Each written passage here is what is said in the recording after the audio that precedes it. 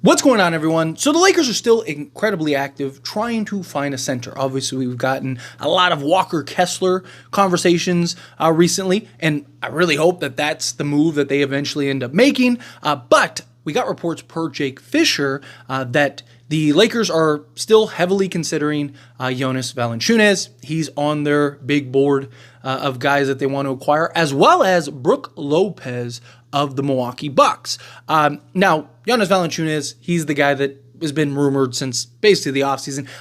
He's the guy that I think is most likely for the Lakers to land. I think if I had to bet on which center will be a Laker by the trade deadline, it is Valanciunas. Just because one, Lakers have a relationship with the Washington Wizards. Two, he's not going to cost a first and a bunch of assets, right? A couple seconds, salary matching, right? Washington signed him to get assets. That was the whole reason that they brought him in and signed him to the deal that they signed him on to. So the idea is that at some point, unless the Lakers can get a Walker Kessler or something like that, they're going to end up with Valanciunas, which I'm not against at all, right? I mean, he's a guy that can give you scoring around the rim.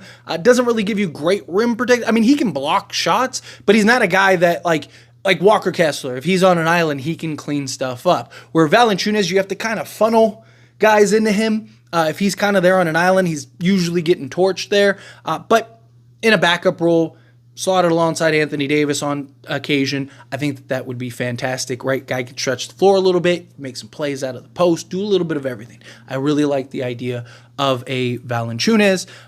Brook Lopez, on the other hand, now, if I'm being honest, I'm not a big fan of Brook Lopez.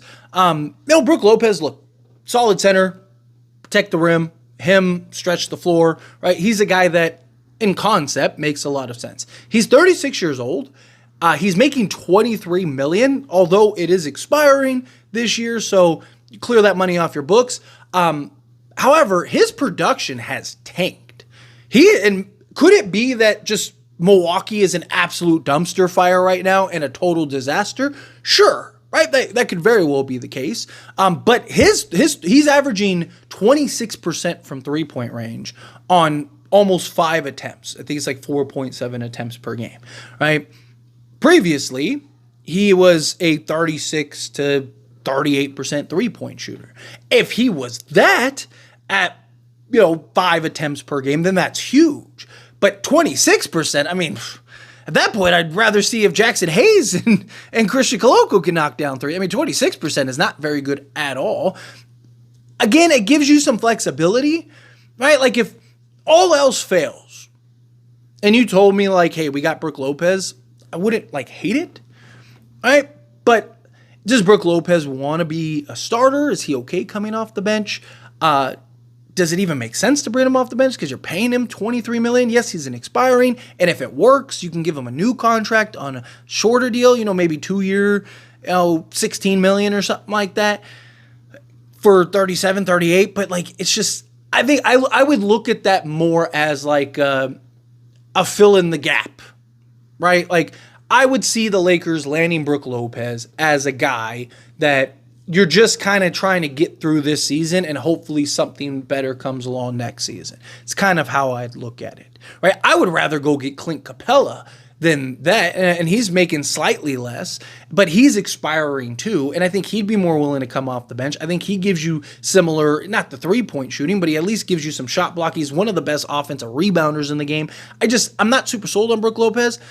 Obviously, cost is everything, right? What does it cost to get Brook Lopez? Because you're not giving up a first for a 36-year-old center that his production has just gone to the gutter, right? That's not happening, right? If you get him for 2 seconds, but then you got to match salaries, and it's not as simple as D'Lo and Jalen Ochefino, right? Now, the Bucks are, per reports, looking for some guard and wing help, right? They've reached out to several teams to try to see if they can pick up some guards, point of attack guards. They need some defense. Supposedly Gabe Vincent, right? My thing is that okay, so let's say that they do want Gabe Vincent. You still need to clear another $12 million in salary.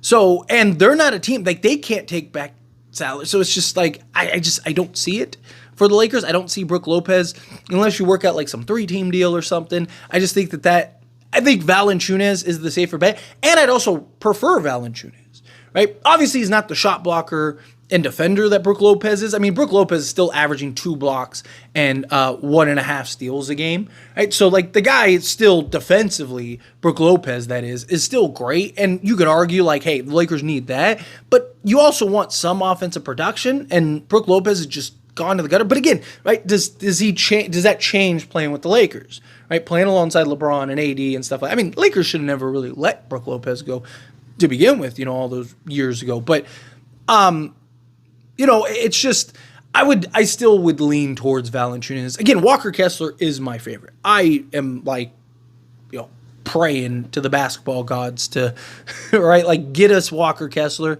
If we have to take Jordan Clarkson, if we have to take Colin Sexton, so be it. I actually really like the idea of Colin Sexton. I would, fingers crossed, we could actually get him in the deal.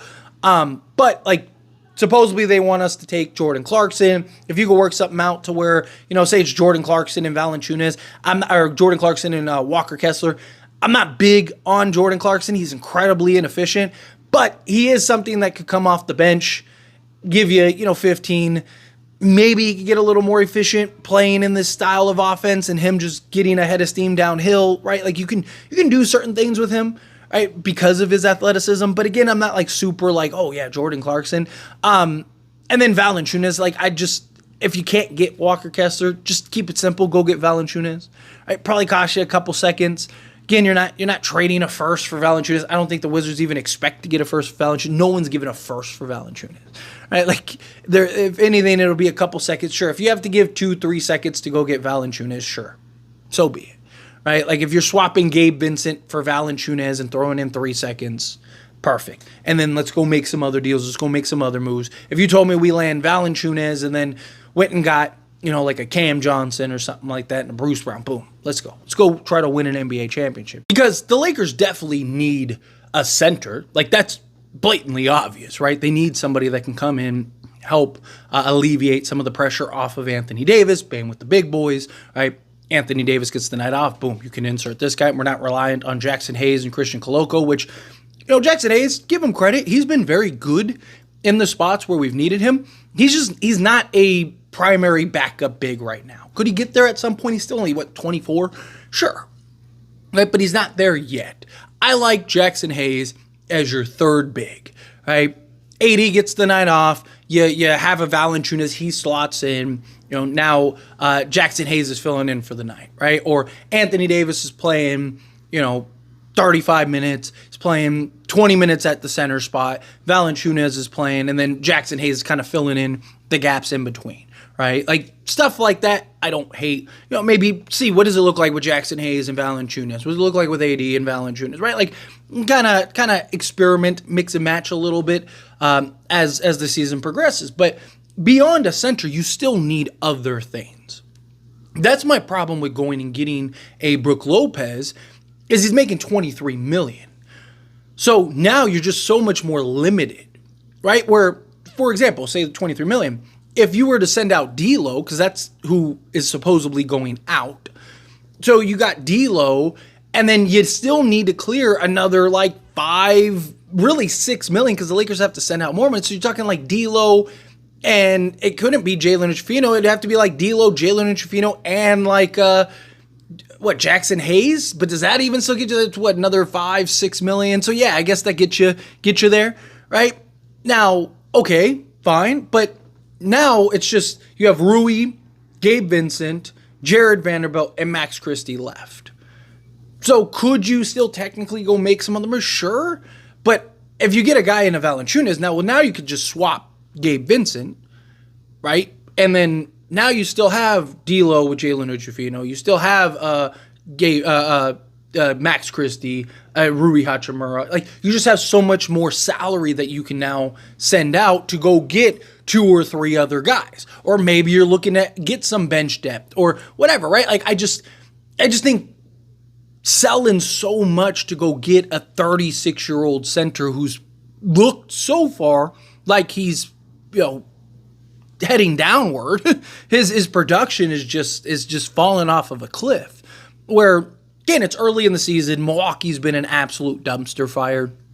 right? Could, a change of scenery. You see it all the time. Like guys are struggling in this place, but then they end up getting traded and all of a sudden they get back to being the player that they once were, right? Could that be something that happens with a, with a move for a Brook Lopez? Sure. But I mean, again, he's 36. He's not really, how much longer are you relying on him for, right? Maybe in a bench role, right? Like, I don't know. At that point, I'm not like big on it, but I'd almost be like, just bring in Dwight Howard at that point, right? Because at least Dwight Howard, you know what role he's willing to accept. He would be dirt cheap. Yes, he doesn't give you the floor spacing that Brook Lopez gives you. Brook Lopez is shooting 26% from three-point range. If you're shooting 36%, it's a different conversation, but he's not, right? I would rather make a move and try to unload a couple guys and then just bring in a Dwight Howard and just be like, hey, you're only going to play like 10 minutes a game. Right? I'm sure he'd be more than happy to do that, and he could just be the enforcer. Like, give us a couple good, hard playoff fouls, call it a day. And I'm not like, I know a lot of people are like, go get Dwight, go get Dwight, go get Dwight. I'm not one of those people, but like, I'd rather that than go pay for a 23-year-old or a 23 million 36-year-old who production is heading down. It's not my favorite move. I would, again, prefer go get Valanciunas. I do think, again, if I had to bet on it, Valanciunas is probably a Laker at some point this season. Again, I'm holding out, fingers crossed, for Walker Kessler. But again, if I had to make a prediction, I think it'll be Valanciunas. But anyway, as always, this is a discussion, and I pass a question on you. Let me know your thoughts and opinions down in the comments below. What do you think? How do you feel? What are your thoughts? Do you agree? Do you think stay away from Brook Lopez, go get a Valanciunas or Walker Kessler, or would you rather have like a Clint Capella or something like that? Do you think, no, like Brook Lopez is exactly what we need, stretch the floor? It's just because Milwaukee has been a dumpster fire so far. Once he leaves Milwaukee, he'll get back to being the Brook Lopez we know and love, and he'll kind of figure some stuff out for us. Again, however you feel, whatever your thoughts are, I'd love to hear it. So let me know down in the comments below. That being said, if you haven't liked this video, hit that like button. Helps me a lot. So we enjoy these types of videos, and I truly appreciate it. Not subscribe to the channel, hit that subscribe button. Turn on the bell notifications. Appreciate y'all. See you in the next one. Thank you.